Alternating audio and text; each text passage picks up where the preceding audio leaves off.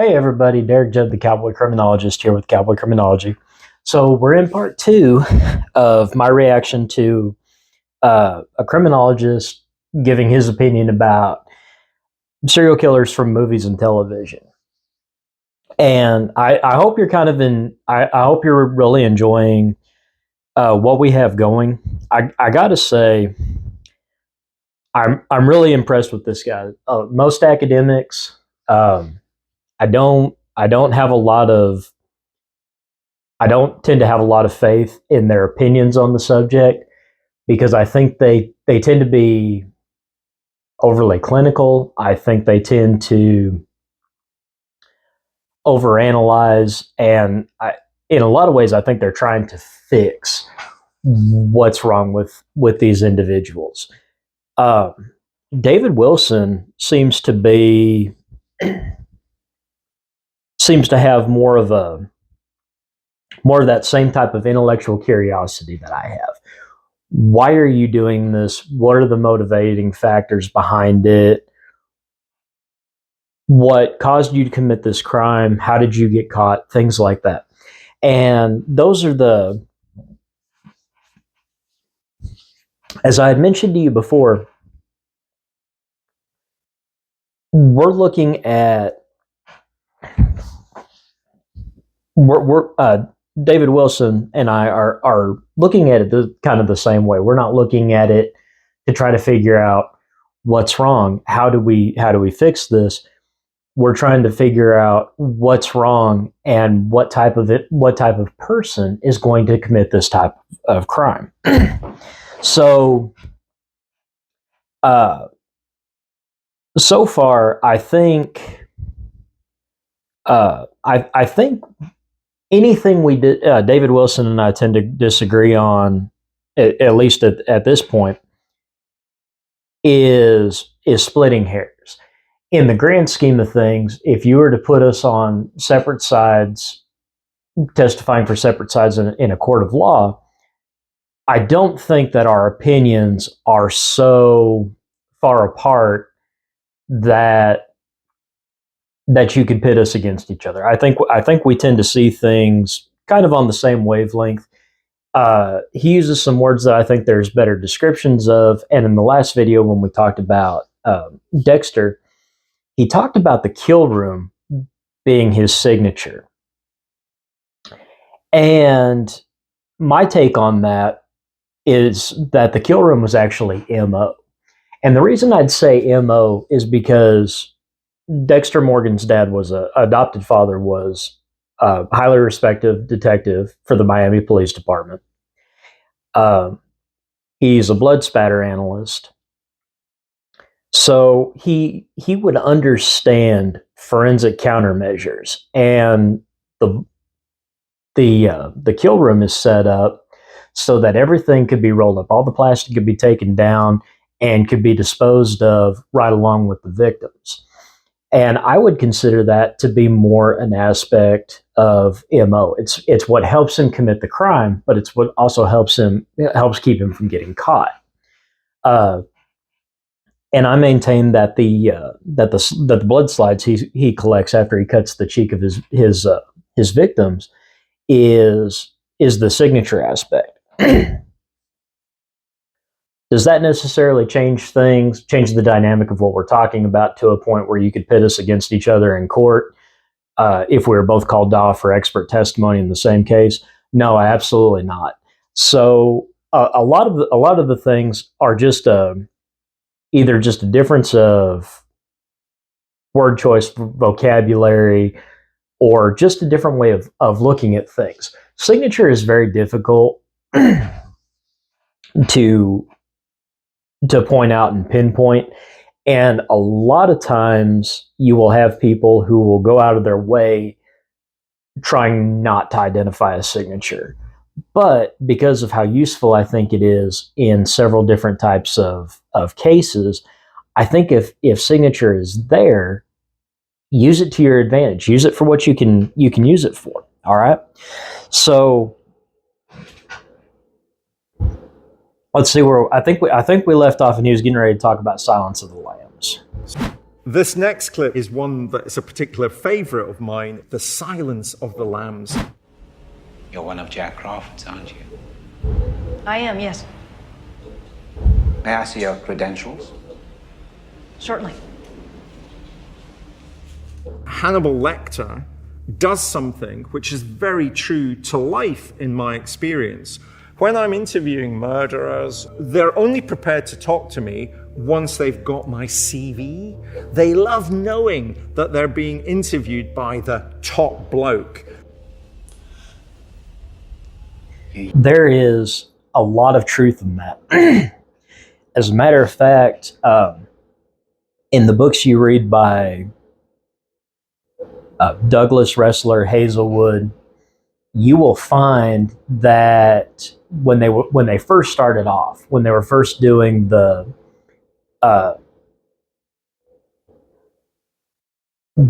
violent criminal, when they were trying to develop a violent criminal database, they struck out several times because when they went to talk to some of these offenders, and the offenders realized that these guys didn't know what they were talking about, they didn't know who they were talking to, they knew very little bit about the crimes, one thing or another, and they realized they weren't getting anywhere. Well, it dawned on John Douglas when he was teaching at a Rhodes school, and he was talking about, I think he was talking about David Berkowitz, if I'm not mistaken. And one of the officers in the room happened to have worked the Berkowitz case. And he just absolutely destroyed John Douglas in front of everybody. I mean, just made him look like a complete fool. But that's what John Douglas described as a teachable moment. You know, he was able to go back and look at that and realize, okay, you have to be an expert in what you're talking about. And if you can't be an expert with firsthand knowledge, you have to be an expert on case knowledge. And so once they established that, and of course with the help of Park Dietz and Ann Burgess, they were able to streamline their approach, and it grew and morphed into behavioral profiling as we know it today. One huge giant red flag that comes up here is Jodie Foster. She's a phenomenal actress. But one of the issues here is somebody like Hannibal Lecter, he's not going to talk to a trainee. You can put doctor in front of her name, you could dress her up in a spacesuit, and he's not going to care. He wants to pit wits with the top, with people who know what they're doing, who know what they're talking about. And Hannibal Lecter, if you will pardon the obvious pun, would have eaten her alive because he could have easily manipulated her. When I was working in the prison, and when I was trying to conduct investigations inside the prison about different things, I always made sure that I knew more about what had happened than what the offender thought I knew. And so I'd leave little cookie crumbs that would show them, okay, you're not just talking to somebody who's here to pencil whip the paperwork, you're talking to somebody who actually knows what's going on. And one of my favorite interview techniques was when I would detect deception, either in facial expressions or body language, I'd point it out immediately. Now, that's a tactic that can backfire on you if you're not careful, and if you overplay your hand. If you overplay your hand, you get people to just quit talking to you. But the goal is to drop those breadcrumbs enough where they stop playing the game. All right, so let's see what Hannibal's going to do now. Use Evian skin cream. And sometimes you wear lead at home. But not today. I've never had a serial killer mention my aftershave, but that seducing behavior is something that I have to manage on a regular basis. So, for example, I had to speak on the telephone to an infamous serial killer who's in jail. He was sometimes known as the Bikini Killer or the Serpent. He said, "You look much younger than you're 64 years." It was the very first thing that he said. It just shouted out as psychopathy. So that's a great point. And if you're curious about the case he's talking about, Netflix did a miniature series on it called The Serpent. Very well done. Love the name drop there. That's awesome. The seducing behavior. It often comes across, like for me, it was always like inside the prison. It was always like, "Wow, you're so smart. Why are you here? You know, you're too good an officer to be working in the prison. You know, you should be out doing this and that. And you're more professional. And man, look at you. Look the shine on your shoes. And you know, you keep your hair cut. You keep your a fresh shave every day." These are behaviors that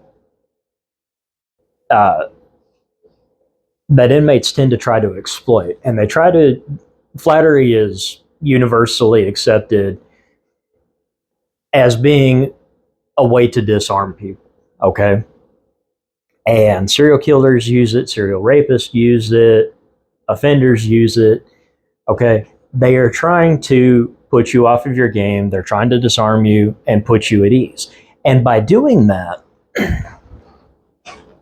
by catering to whatever they think is going to score the most points, they are going to hang on to that. Sometimes it's very over the top, it's very overt, it's very obvious, and sometimes it's very subtle. And when it's very subtle, that's the time you've really got to worry.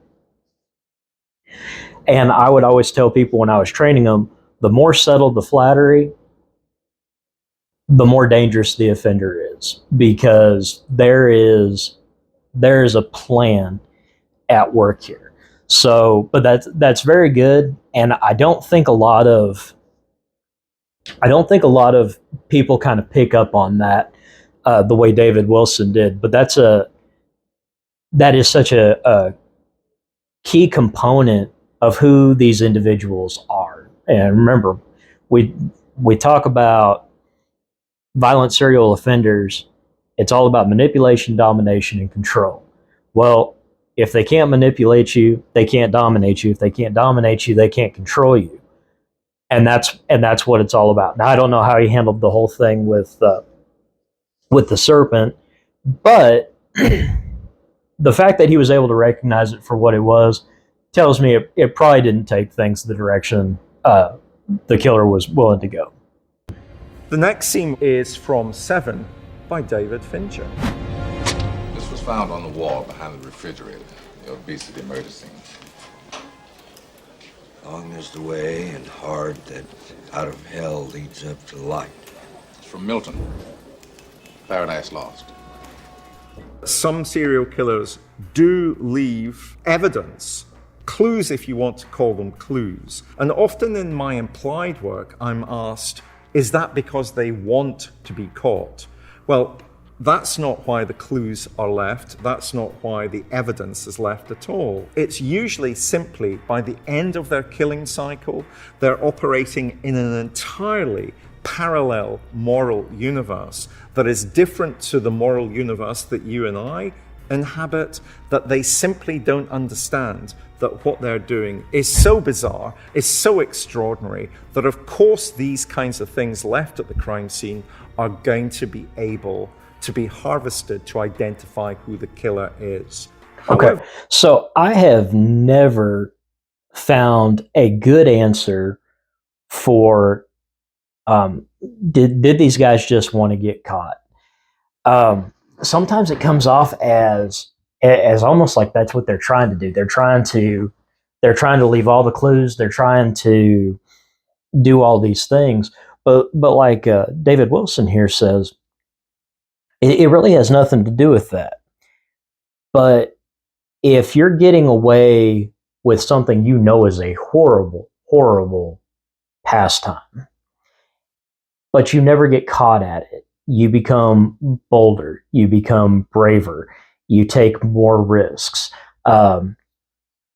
When you engage in that, it's almost a guarantee, because as the offender ramps up their level of creativity, criminality, as they raise the stakes in the game, as it were, they have more and more of a chance of getting caught. And I think the way that David Wilson explains, well, were they just trying to get caught? When the way he answers that question is absolutely phenomenal, and probably the best way I have ever heard that question answered. There are some serial killers who do want to be caught ultimately, a very small number, because of course they want to stand out.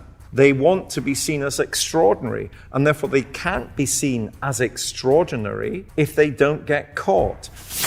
Okay, that's a great point too. Okay, there are some that do want to get caught, and it's very individual and very nuanced. All right, so I'm not going to tell you to play the numbers here because it's probably not going to help you. But I want you to think about BTK, Dennis Rader, okay? For almost two decades, nobody had heard from BTK. And it wasn't until 20th, 25th anniversary, something like that, of the killings that a writer wrote something, and I don't remember if it was a book, a magazine, an editorial, something like that, that Dennis Rader saw. But basically it said that BTK was either dead, in prison, or moved on. And this probably was a huge ego boost to Dennis Rader, because it made him think, oh, they haven't forgotten. They haven't forgotten about me. I still instill a sense of fear. I command a certain level of respect because they know what I'm capable of. And anytime a serial killer, serial offender communicates with the news media, it's not so much that they want to get caught, but they do understand that they have a higher likelihood of being caught. So communicating with law enforcement, communicating with the media, doing those types of activities tells me that the offender believes that they are so much more organized, so much smarter, so much more capable of evading detection than law enforcement is of finding them out. And so that tells you a lot about how the offender thinks of themselves. But you have to think about it. Had Dennis Rader never read what was written about him being in jail or dead or have moved away, we may never have solved the BTK killings, and they could be the most, one of the most horrific and studied unsolved crimes of all time. The Black Dahlia, Zodiac, those type of cases.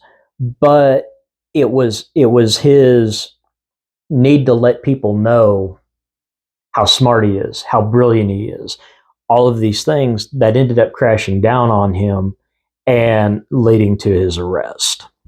Have you ever seen anything like this? No.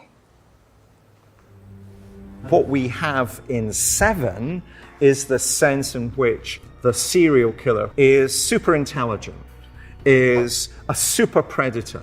And again, this is playing on one of the stereotypes that the media have about serial killers, that they'll be super intelligent and trying to outfox, almost as if they were playing a game of chess with the law enforcement. The other thing about Seven that I think is interesting, spoiler alert if you haven't seen Seven, but the head of one of the chief characters in the movie is cut off. Serial murderers will often take body parts as trophies, and we tend to call that, in my world, overkill. The killer is using much greater violence than is necessary to achieve what it is that he wants to achieve, which is to effect the kill of his victim.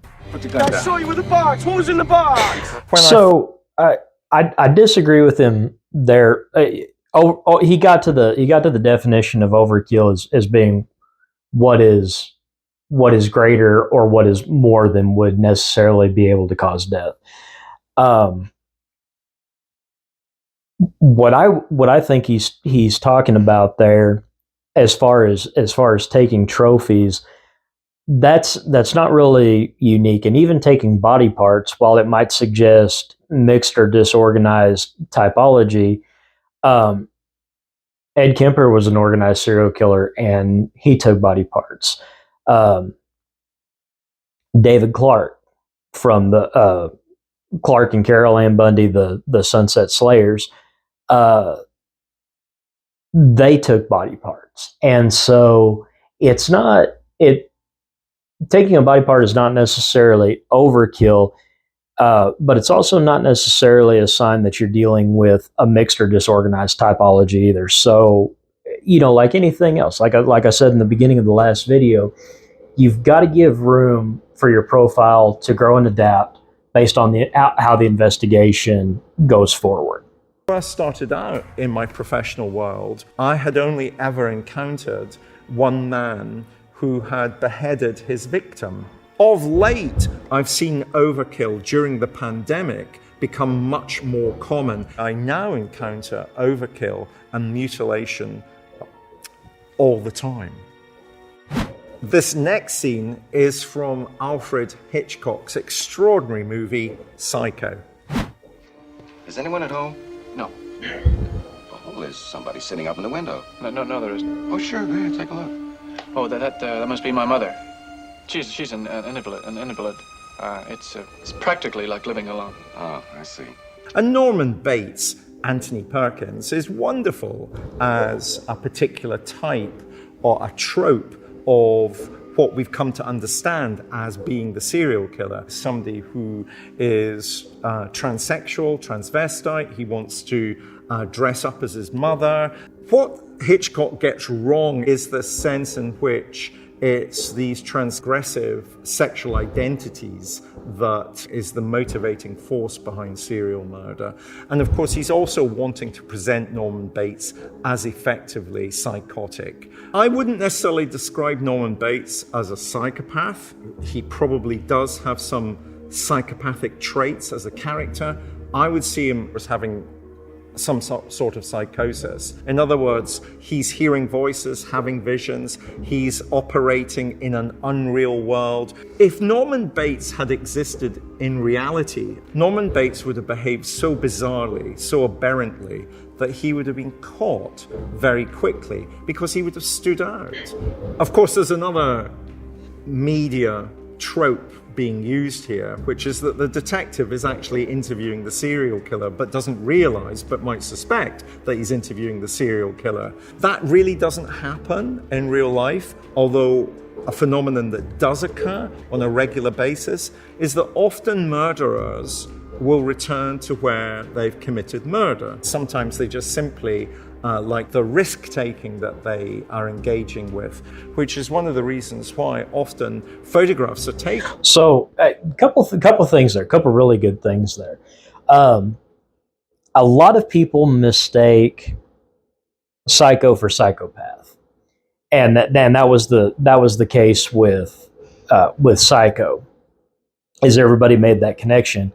But we've talked about borderline personality, antisocial personality disorder. Norman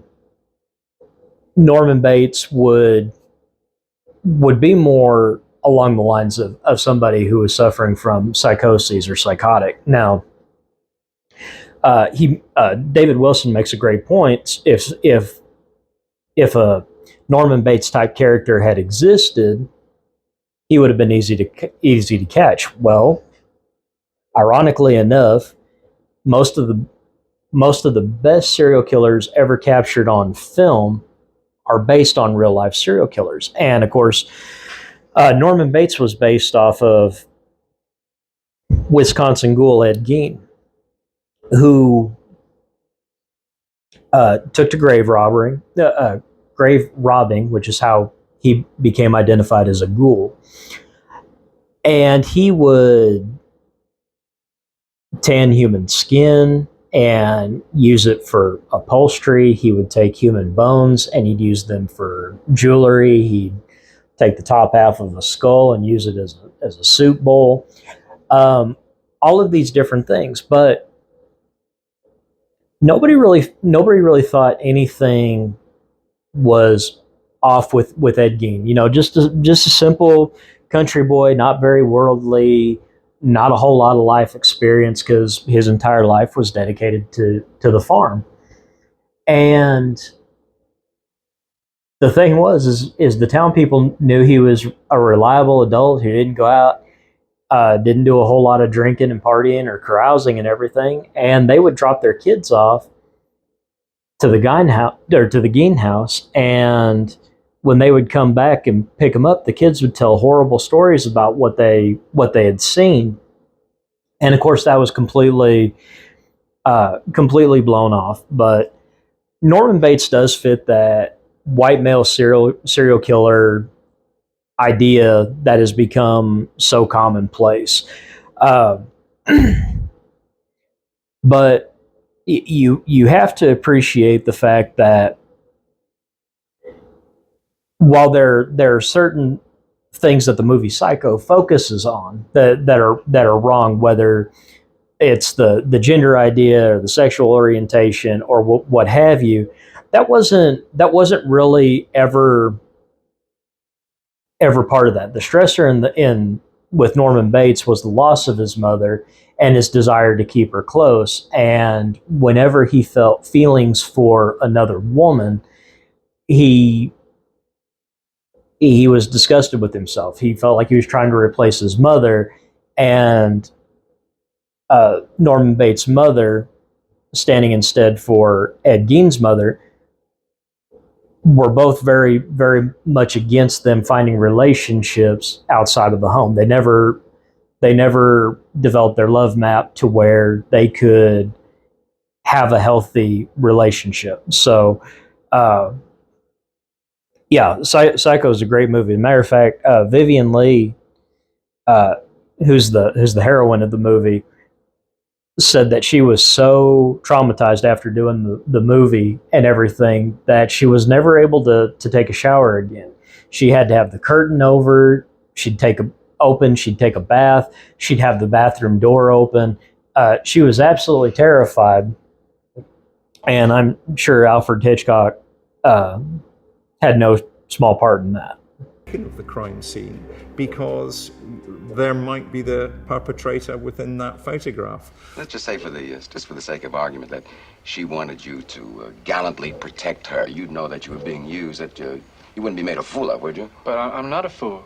Well, and I'm not capable of being fooled, not even by a woman. In my real work with people who've committed serial murder, I often say that they're beta males. That's absolutely 100% true. Criminals do return to the scene of the crime. It is it almost borders on a criminological cliche, akin to film noir and Elizabethan era detective tropes. But it is very true. And while he talks about the lead detective talking to the unsub and not realizing that who he's talking to, but suspects, yeah, that doesn't happen very often. But it is not unusual for a serial killer to inject themselves into an investigation. They may drop off food and water to volunteers searching an area where a victim was last seen. They may they may try to talk to the news. They may try to talk to law enforcement, trying to get information. And it's very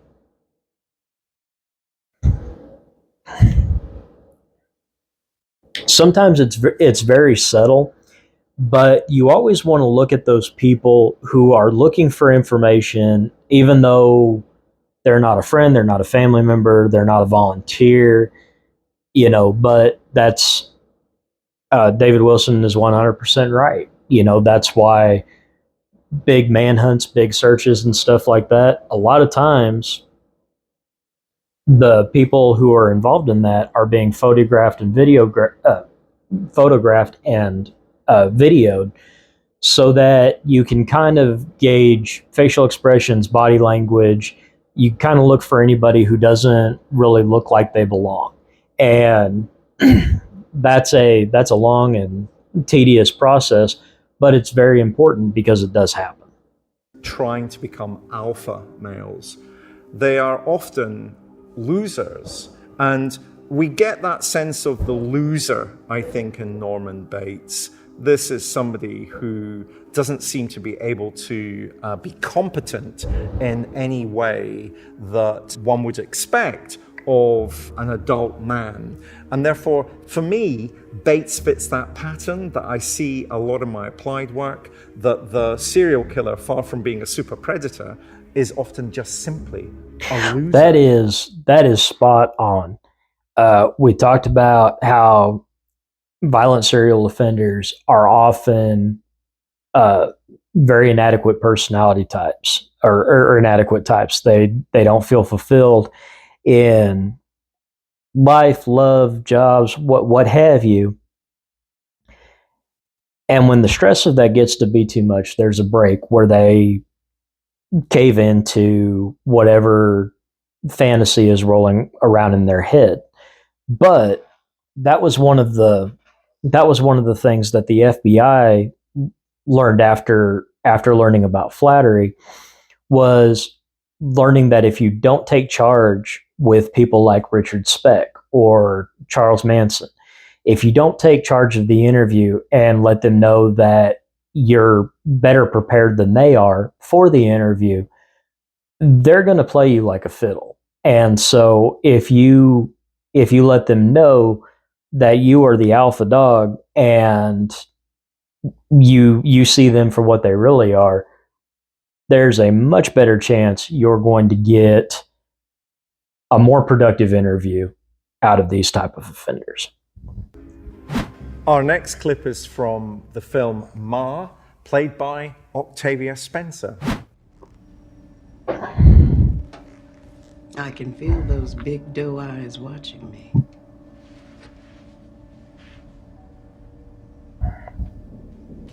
Maggie, you are something else.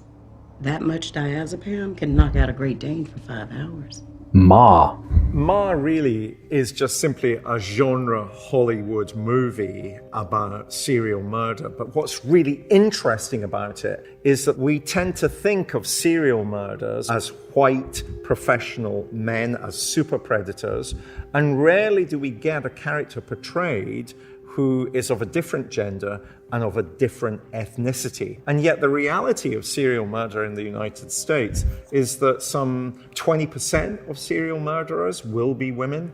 I got us a beer pong table and a keg of Bud Light is on ice. The other thing, though, about Ma as a character is that she's desperate to be liked. She wants to fit in, but of course in fitting in, she's also secretly desperate to stand out. And that's actually got a kernel of truth, it seems to me. They want to be seen as being like you and me, but secretly they want to also be different. They want to stand out. So I think that's interesting. I was trying to think of a serial killer that the character Ma could be based off of, and nobody really comes to mind. But the idea that 20% of all serial killers are women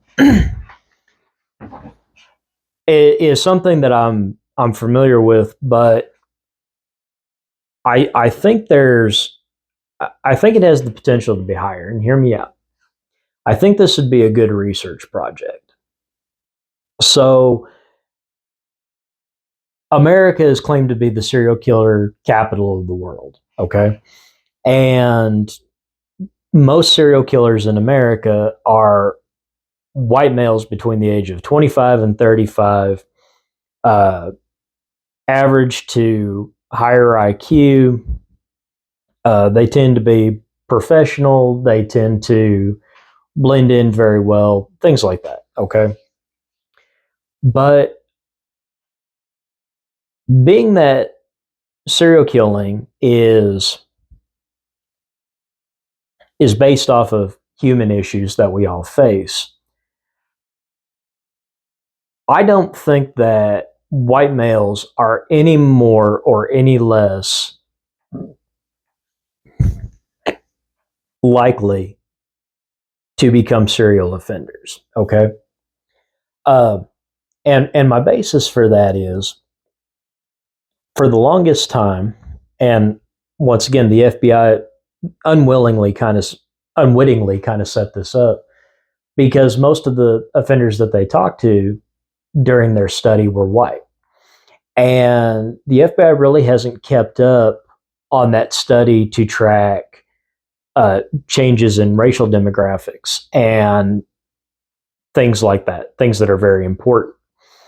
But you also have to understand that if you take a look at how serial killing is discovered, discussed, followed up on, whatever you have, I would think that you would find that there is no more or less propensity per capita in the US to have a serial killer than there is in any other developed nation. Now, that being said, I think that a lot of Scandinavian countries, because they have such a strong sense of national identity and overall a generally higher sense of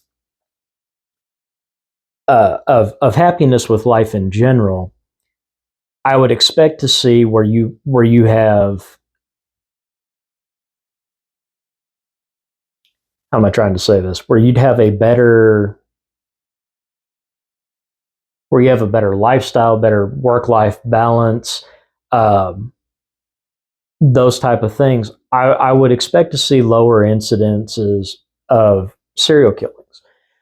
But by race, coming back to America, for example, I think a lot of the mystique and mythos about the great white American serial killer is based on the fact that there are a lot of crimes committed in urban areas with high Black and Hispanic populations that are mischaracterized as belonging to domestic violence, drugs, gangs, things like that. But if I'm a serial killer and I'm trying to hide the fact that I'm an active serial killer in this location, what a better place to hang out if I have that propensity, because you can blame a victim's death on any number of social or political issues going on in a particular neighborhood. Until things start to get too close to you, then you just pack up and you move somewhere else. And so I think there are a lot of crimes out there that were actually committed by serial killers, but blamed on gang violence, domestic violence, drugs, things like that. But I think a good study would be to show that in developed countries, you would see no real difference per capita for serial killers in developing nations. And as far as race is concerned, I think that breakdown would be pretty consistent across racial lines. Like I said, just a working hypothesis, but I think it has a lot of merit. You and me, because they want to be seen as somehow special. Ma's victim group, of course, are also students. We tend not to see students as being particularly vulnerable in reality to serial murder. If a serial killer was to start to attack a group who had social capital and who certainly had parents who are likely to have social capital, that serial killer will by and large be caught much more quickly than... Okay, that kind of go... I wasn't expecting that, but that's a really great point right there. It's interesting. You have so many of these slasher films and serial killer films where the targets are high school kids, and that's not really something you really see, because a lot of your serial killings happen on college campuses where kids are getting that taste of freedom for the first time, and they're away from mom and dad, and they've got freedom. They've got no curfew. Every decision they make is 100% theirs. And so there's a lot of wisdom in that. And I would tend to agree, just for the reasons I was talking about earlier, that when you start attacking groups with social capital, high school kids, yeah, they have some freedom, but they're still being watched. They still have rules to follow. And if enough of those kids from that group start going missing, it's going to raise a lot of attention. It's going to raise a lot of red flags. It's going to make that person easy to catch. This next clip is from American Psycho. Howard, it's Bateman, Patrick Bateman. You're my lawyer, so I think you should know I've killed a lot of people. Some escort girls in an apartment uptown. Some homeless people, maybe 5 or 10. An NYU girl I met in Central Park. I left her in a parking lot behind some donut shop. I killed Bethany, my old girlfriend, with a nail gun. I've never encountered a white-collar investment banker as a serial killer. They will often be delivery drivers, taxi drivers. They will often have a background in law enforcement. I've encountered several white investment bankers who undoubtedly were psychopaths. And if I was to encounter a Patrick Bateman in real life, I would just simply find him very fetishistic. He is wearing particular clothes, he has a particular look, he's very surface, he's very shiny, he's no deep emotion. I would think of him as a psychopath, and frankly, I try and avoid him. I don't want to leave anything out here. I guess I've killed maybe... He hits the nail on the head when you're talking about psychopaths. They're all polish, no substance. There's nothing beyond their superficial nature.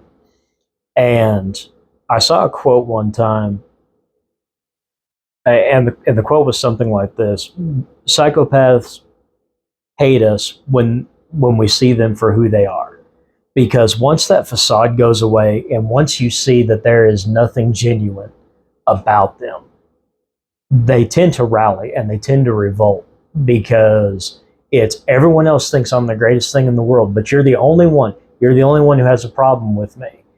And they will start up no end of drama to try to discredit somebody else.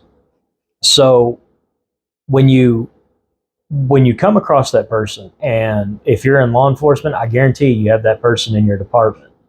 If you have a person who's pretty laid back and who can get along with everybody, and there's one person that they butt heads with, and that person, the laid back person, is calling that person out for the things that they do, the lying, the cheating, the stealing, the fact that anytime something comes up that benefits them, they're off, but it only benefits them.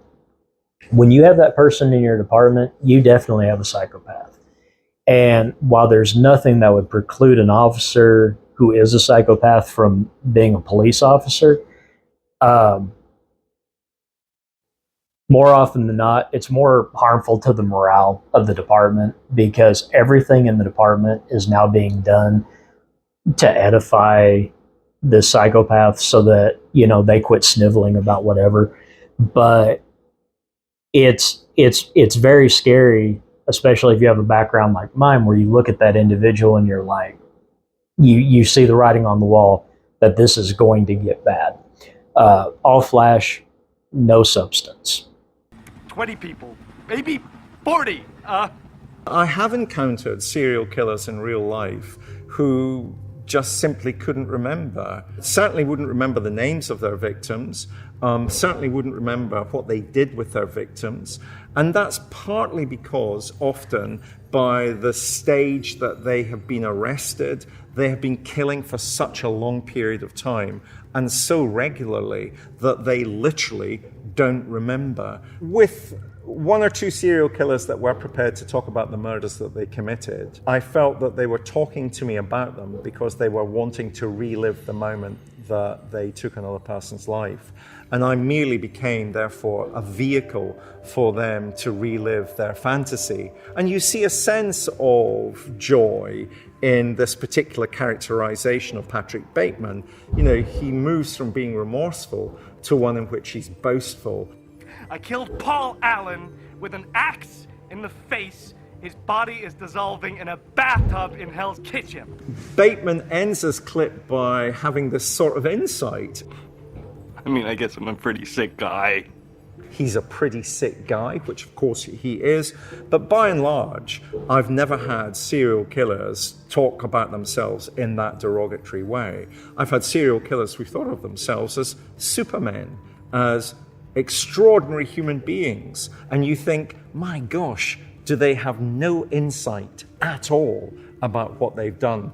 And the answer to that question is, of course they have no insight into what they've done, or they wouldn't have done it in the first place. So that's another really good point. When you're talking about a serial killer who wants to relive their crimes, a lot of times when you have a violent serial offender, they will often want to work as their own attorney, or they will direct their attorney in court to ask victims questions that they know are going to be degrading, that are going to be humiliating, that are going to traumatize the victim, scare the victim, make the victim relive everything that happens. And that has absolutely nothing to do with fact-finding or anything else. It has everything to do with the fact that they are trying to relive the crime. As far as the David Wilson makes the point about Patrick Bateman going from this word vomit thing to almost kind of being introspective, like, wow, I've really done a lot. I've killed this many people, one thing or another. And that happens. And there are times where serial killers, especially in the mixed or disorganized typology, they won't remember all of their victims. They won't remember how they killed all of them. There will be things that they don't remember. They'll get things they'll get dates out of order, places out of order, and things like that. So it is something to be careful of. But by and large, my big problem with American Psycho is Patrick Bateman is played by Christian Bale, who is neither American nor Psycho. He's actually Welsh. But the follow up to that, ironically enough, was American Psycho 2 with Mila Kunis, who is also not American. She's Ukrainian. And so it's funny that in both of those movies, neither of the killers are American nor Psycho. But you have to understand the Patrick Bateman prototype was, was a dig at everything that was wrong with, I guess, toxic masculinity in the 80s and how these individuals see themselves. And there's a lot of truth, because we've talked about how serial killers, these violent serial offenders, are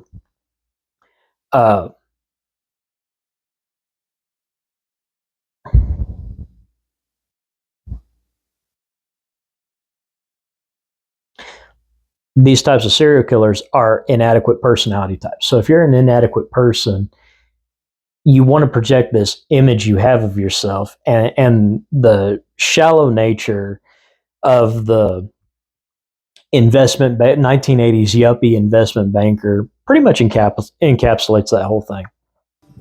This next clip is from No Country for Old Men. Howdy. What's this about? Step out of that car, please, sir. What is that? I need you to step out of the car, sir.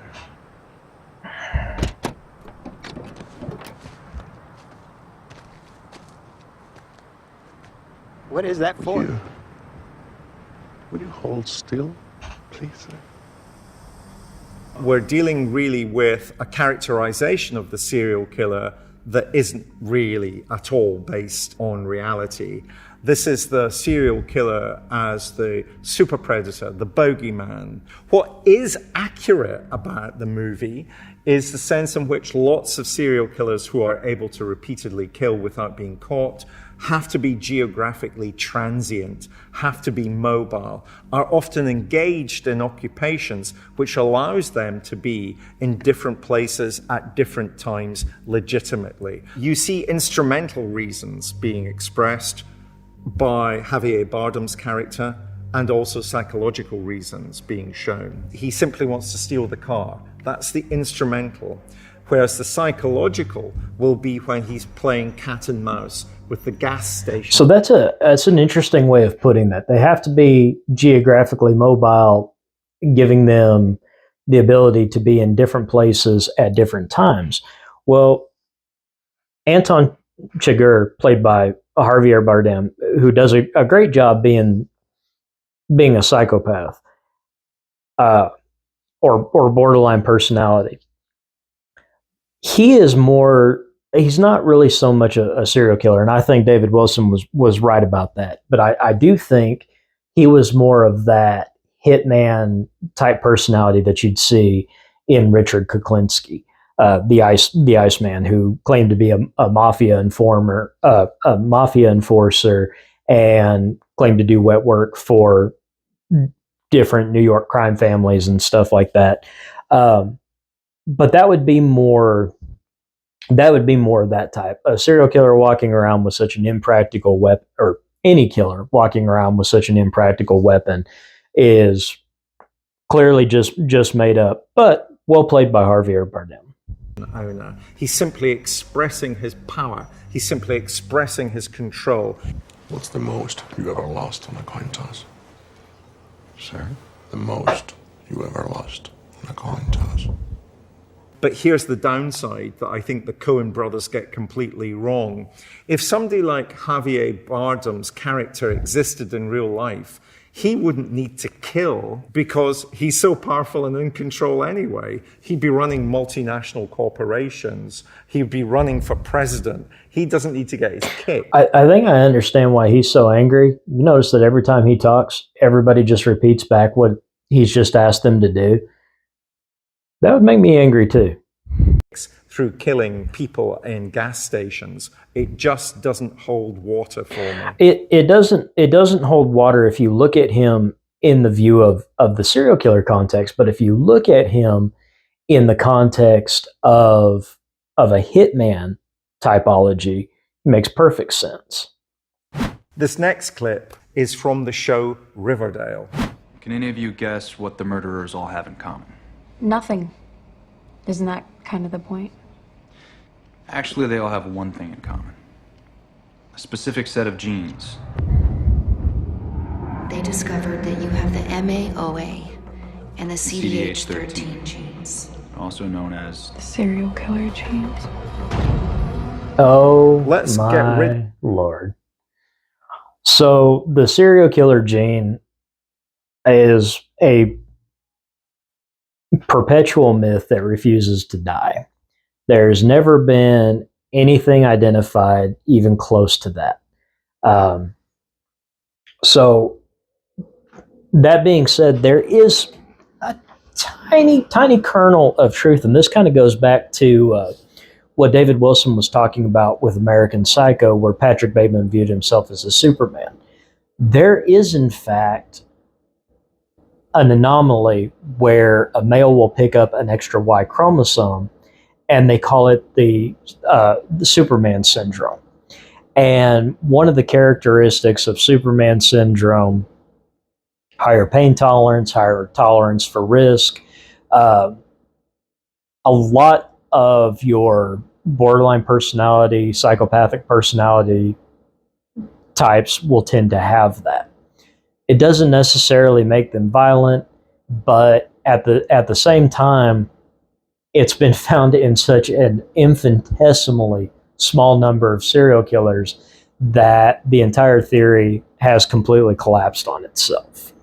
Of immediately the idea there's a serial killer gene. It's an attractive idea, and of course it's cropped up repeatedly in our history, and so we have to nail that one on the head. Now, before I start filling in all the details, any guesses on which one of these men is the murderer? It's the third man. The idea that there could be somebody who is going to be able to simply look at photographs or walk down the street and identify who the serial killer is just complete nonsense. I hope that isn't too disappointing to you, but it is complete and utter nonsense. Serial killers are banal and ordinary. Serial killers are never spectacular. They're always too human. If the serial killer really wants to be effective, they've got to fit in, because if they stand out, they're not going to be able to get access to the people that they want to kill. So it seems like Riverdale has looked at a lot of debunked criminological research, and what David Wilson is alluding to is Cesare Lombroso, who's considered the father of criminology, had the idea of the criminal man. And the criminal man had specific personality or physical features that were prominent in criminals. And he described them as being almost ape-like. The pads of their hands were thicker, their fingers were more round, their ears were smaller, their brows more the brows were more distinct, the nose was wider. All of these things that kind of paved the way for something called phrenology. And if you don't know what that is, that's the head that has the different areas mapped out, and each portion is supposed to represent something out or something different. So if you have an area that's more pronounced than another side, that's supposedly a personality trait or a characteristic that you embody or don't have. And so that's kind of what he's alluding to. And I've never seen. I take that back. I did try to watch Riverdale. I could never get into it, and I never got this far in the series. But yeah, they're obviously going off of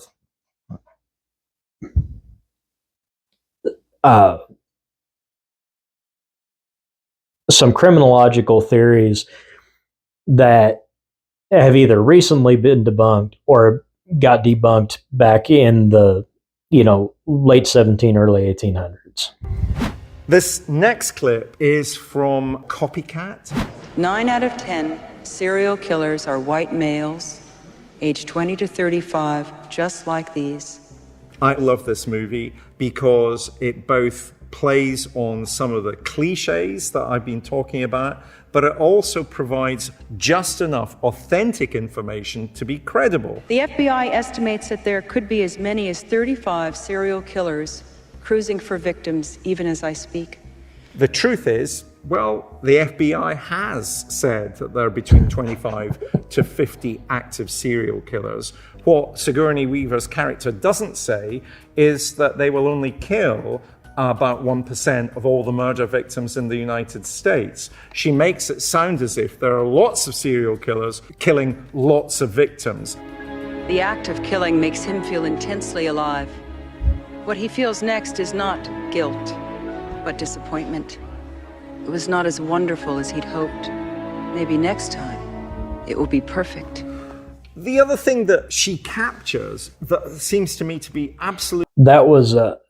That was actually something that came up. Remember in my last video, I said politicians don't need to be in law enforcement, and law enforcement doesn't need to be politicians. That is actually a corruption of data that was presented to Congress in order to get funding for National Institute of Justice and Department of Justice projects. The information was a misrepresentation by the people who presented it, and things just kind of got things fell out of control really quick with that. And by the time the information was out there, it had reached such a fever pitch that there was no way to walk it back, and it kind of became that Columbus sailed to discover that the Earth was round. Well, in 1492, people knew that the Earth was round, so that's right. It was determining whether it was flat or not that was the issue. No, just kidding. But once that information got out there, it became. And this would have been around 85, so we're talking the summer of the Satanic Panic. If you don't remember that started with the McMartin preschool trials, where all these kids were being interviewed incorrectly, and it led to this whole Salem witch trial of satanic ritual abuse, and it set off a firestorm of all of these different stranger danger, one thing or another, but it just took it to just this fear-mongering fever pitch. It was ridiculous. But that's what he's alluding to. As to the actual number of serial killers, the number of 50 active serial killers at any one time being active across America is not unheard of. As a matter of fact, there were 4 serial killers active in the Santa Cruz area in the late 60s, early 70s. So proportionately, that's a very high number in a very small location, but spread out across the continental United States, and that number doesn't seem too far off. And they came to that number because of they looked at the average time that a serial killer from the first crime to their apprehension, how many victims they killed, how many years they were active, and they kind of extrapolated the data. 35, I think they were just kind of trying to find a middle ground. But I think that number, whether 20 to 50 or right there in the middle at 35, I don't think any of those numbers are exaggerated. Completely authentic is what the serial killer is getting from having killed, and how he probably feels disappointment after killing because he wants to kill again, because it's the moment of killing that he seeks. That scene is so like scenes from my own life, whereby I've had to address public audiences, and I've had to have security at those lectures because I've had to deal with some pretty bizarre things. We had already talked about the idea of fantasy not living up to reality, and that's why the crimes become more spectacular, more violent. You're going to find more behavior, and that's they're constantly chasing to make real the fantasy that they've created for themselves, and which is not in any way unusual. I do feel for David Wilson having to have security at different events, because I think when you talk about specifically serial killers, you tend to attract hangers on and people with no recreational or academic interest in serial killers. But these people are so inadequate that they want to show you that they're either the greatest detective in the world, or they're the next logical evolution in the chain of serial killers. And so, yeah, that's terrifying. Hopefully I'm never in that position. This next clip is from the TV series Mindhunter, Big where we Ed. see the real serial killer, Ed Kemper, being interviewed. You see, Bill, I knew a week before she died I was gonna kill her. She went out to a party, she got soused. She came home alone. I asked her how her evening went. She just looked at me. She said, for 7 years, she said, I haven't had sex with a man because of you, my murderous son.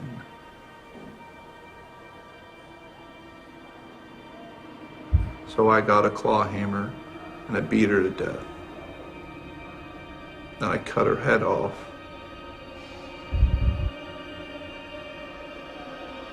And I humiliated her. So that is actually taken nearly verbatim from John Douglas and Robert Ressler's case notes about Ed Kemper. Ed Kemper had a fantastic psychological insight into why he committed the crimes he did. Part of that was because when he was under the California Youth Authority,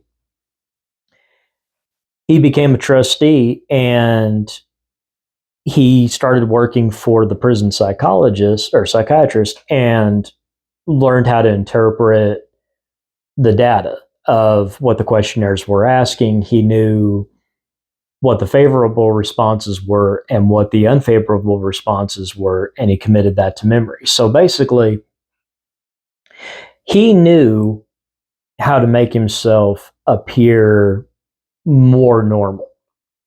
Now, Douglas and Ressler had often stated that because of their knowledge of serial offenders, they knew how to answer the Minnesota Multiple Personality Test, the MMPI.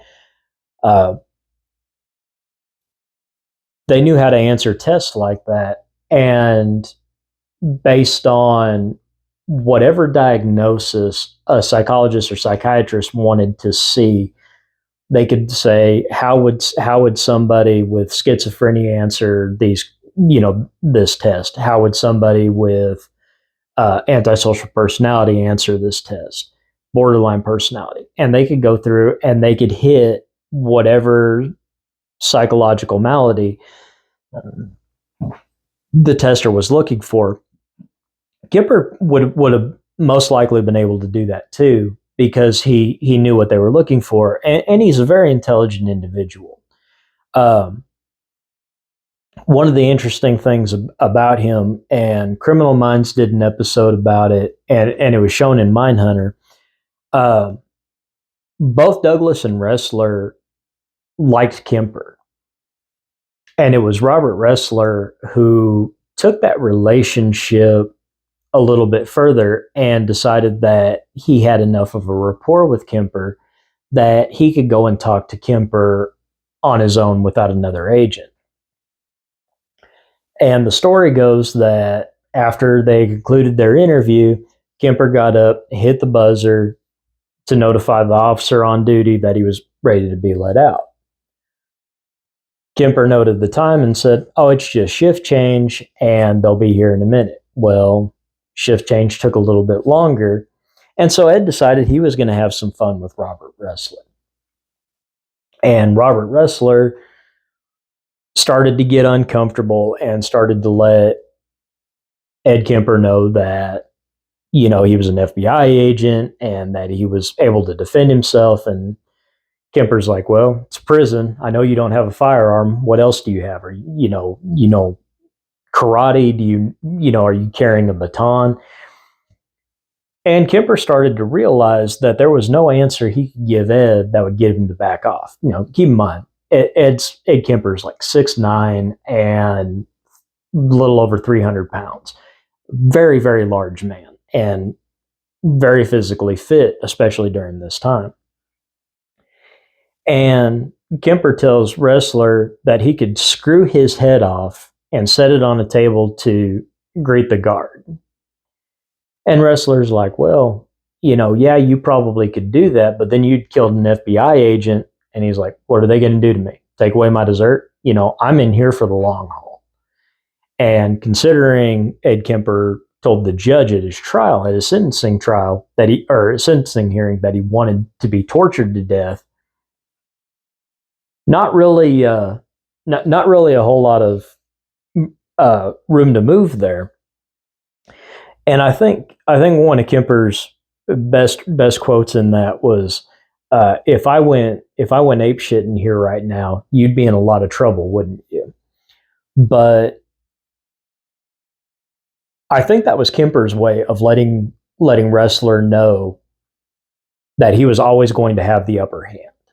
Regardless of the amount of information he gave, he let Ressler know that he was a criminal and that he was a murderer and that he had no issues killing again and could kill again if he felt so provoked.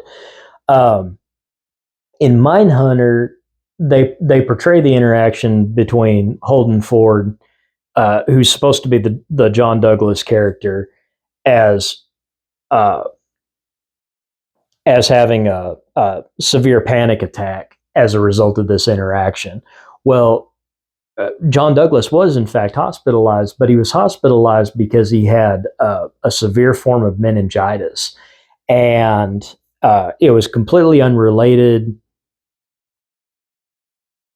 to Kemper per se, but the work he had been pursuing was so emotionally taxing, and I think now they instituted like a 5-year rule where you could only be in the new behavioral science unit or behavioral analysis unit for like 5 years, and then you have to move on to another specialty because it is so.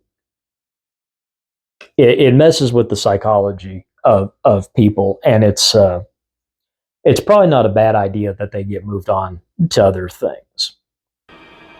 I said, "There, now you've had sex." It is true that Ressler and Douglas did interview 36 convicted serial killers, which was the beginning of the FBI's understanding about serial murderers. And one of the serial murderers that they did interview was Ed Kemper. And of course, what we see portrayed there is a very chilling picture of the kinds of things that he did. And he did indeed kill his mother in the way that he was describing, and he did indeed behead her, and he did indeed have sex with her decapitated body. So there's a lot going on here that's completely and utterly accurate. Even as a child, I had kind of a rich fantasy life. You had fantasies of what? Real women? Oh yeah, and my mother would yell and scream at me, tell me I was sick. The one thing that seems to connect all of the serial murders is that there is an underlying sexual fantasy that is a seed that then grows and grows and grows until that particular individual serial killer wants to make that fantasy real. And Why they choose to do that will be specific and unique to that individual. In this modern society, what do we do with the Ed Kempers of the world? Death by torture? Of course, Kemper requested the death penalty. Lots of serial killers I've worked with can be quite moral in other aspects of their life. They will have standards about behavior that they will insist that I should have about my life. One serial killer would constantly correct my grammar or my punctuation in letters that I'd sent to them. Did your mother humiliate you?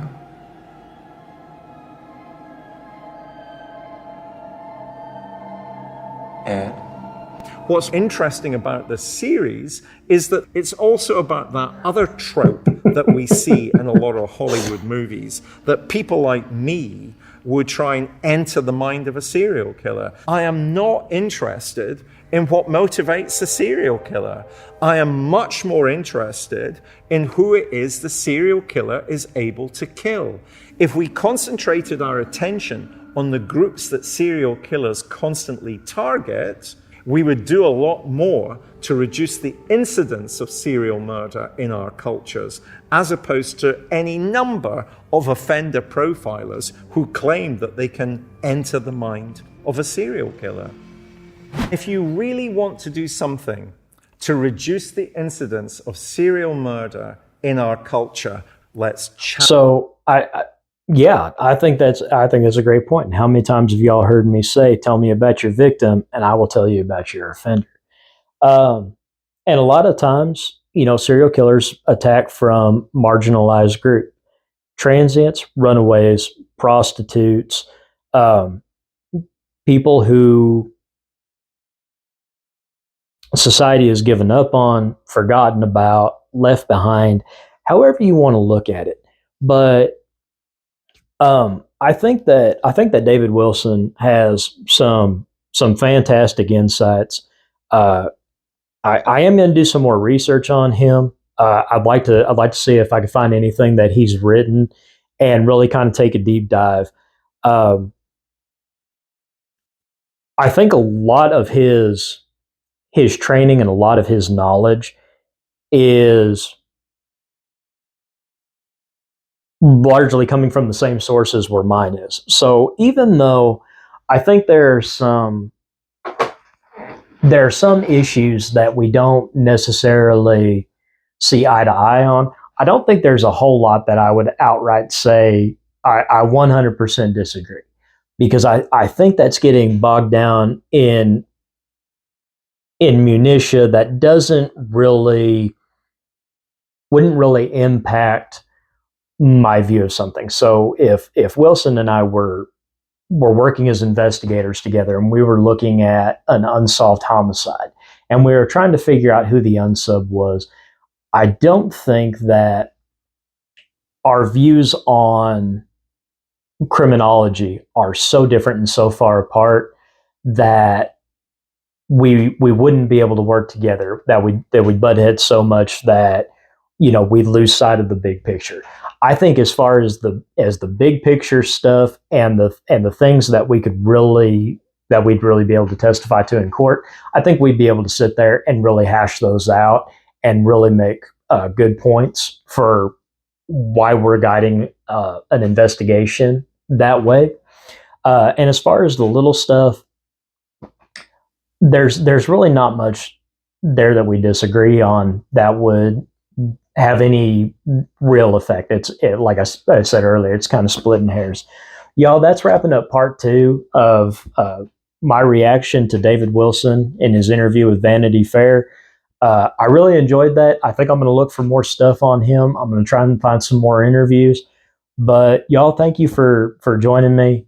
As always, thank you so much for subscribing and liking and for sharing. And I've got more coming up. So please keep looking out for new stuff from Cowboy Criminology. I'm Derek Judd, the Cowboy Criminologist. Y'all stay safe.